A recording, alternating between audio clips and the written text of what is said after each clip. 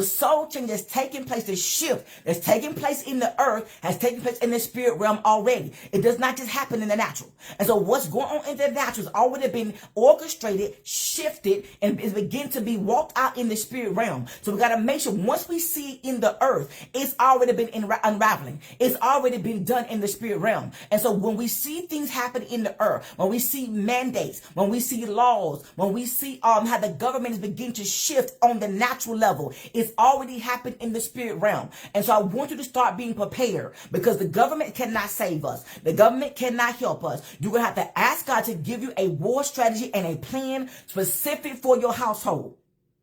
All right? So my second scripture is going to be Proverbs 27:12. Proverbs 27:12. A prudent man foresees evil, bad, unpleasant, distressful times, calamity, adversity, trouble, affliction, and that which is grievous. And he said, and he hideth himself. He keeps himself. He protects himself. But the simple, the foolish, the naive, they pass on and are punished. So listen to me. You have to become a prudent woman, a wise woman in this hour. When God, as the things are being shifting, there are subtle shifts in the atmosphere. There's subtle shifts all around you. There's subtle shifts in the government. There's subtle shifts in our economy. Look at our economy. It's subtle shifts that it make you think, oh, it's nothing going on. We have to tune in the spirit. There's subtle shit that's taking place. But a prudent man picks up on the subtlety.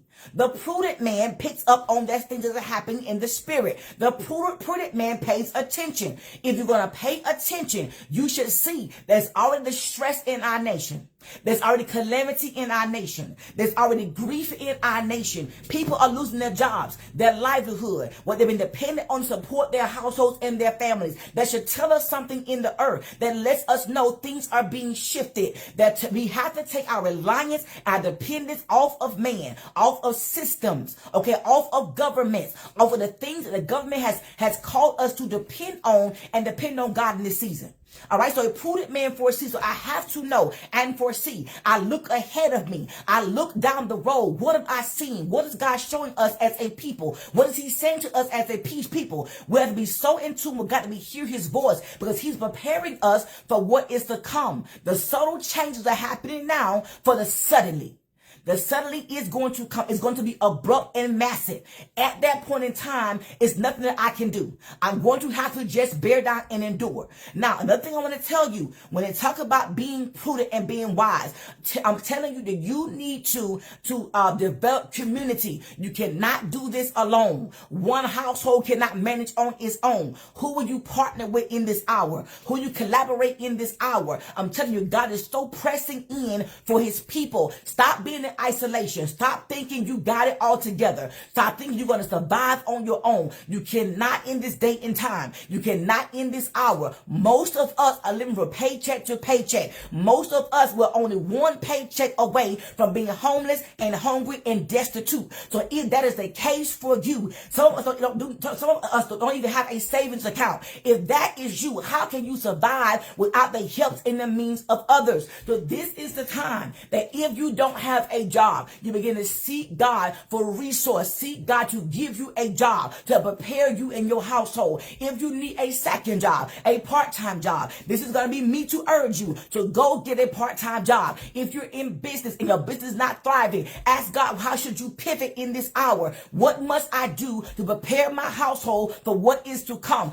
I cannot be isolated. I cannot separate myself. I cannot think I can do it all alone, because I cannot. So you need to be able to know who your neighbors are, who are in your community that you can aid, that can aid you. Because I'm telling you, some of us are going to have to depend on our neighbors. They're going to have to depend on us. So start building relationship. Start speaking. Introduce yourself to your neighbors, because they may be the one that God will use to help sustain you in the hours that are to come. So do not think you are alone. If you can do it with your family, get your family together, have a conversation, be bold in the things of God. Speak up. Warn those around you. Warn those that you come in contact with. It's not a time for us to keep silent. It's a time for us to speak out the things of God.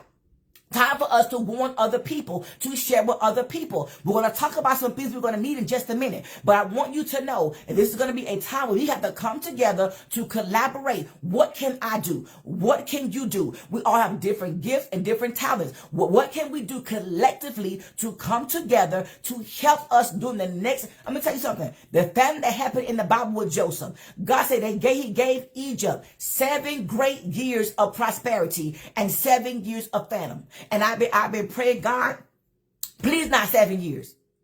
All right. So I'm telling you, I don't know how long this thing is going to be, but you're going to have to be prepared for it. And I'm praying that, God knows us. God knows what we have, how much resource we have, but God will provide. But let me tell you something. We have to be wise stewards. You just cannot spend foolishly in this hour. You have to be wise. You have to be prudent. You have to seek the heart of God, the face of God. You cannot just be spending on unnecessary things. You must only buy what's necessary, the vital things to sustain life. Okay? Let me finish this. So do not be simple-minded. Don't be naive to think it's not going to happen. Do not be naive to think that you don't need God. You don't need community. You don't need your family. Do not be naive, because the ones that are naive, God calls them foolish and simple-minded. Say they will pass on and they will be punished. You will be punished for your inability to hear the word of the Lord and to obey. Do we not know obedience will carry us and keep us? When you hear the voice of the Lord, when you are attentive and when you desire to obey, God knows where you are. Go to God. I don't care if you don't have a dime in your bank account. Go to God. He is your provider. He said, I'll provide for you. He says, I am your shepherd and you shall not want. All right. Let's go over to Proverbs 14:1. Proverbs 14:1 says, the wise woman builds her house, but a foolish woman plucks it down with her own hands. So I'm talking to the wise women. The wise woman builds. That means she establishes, she restores, she repairs, and she sets up. This is the hour and the day. We're going to have to repair. We're going to have to rebuild the storehouses. We're going to have to set up a storehouse. We're going to have to set up our family in a position that God will bless, God will protect, God will sustain. All right. Her house. Who house? What house are you in? It's the house that you live in. Okay. Your children, your family, your spouse. That is your house. That's your first priority. I know we want to help everybody. We cannot help everybody, but those you've been assigned to. But it starts in your household. How can I help my household? How can I prepare my husband? Prepare my children? How can I prepare my parents? How can I prepare those that God has called me to? I have to be attentive in this hour. He said, but a foolish woman plucks her own house down. She tears down her own house. She destroys and brings our own house to ruin. There are going to be many of us is going to be the demise of our own household. We're going to tear down our own household because we're not willing to listen and obey the instruction of the Lord. We're going to find ourselves in a time where we should have already been prepared.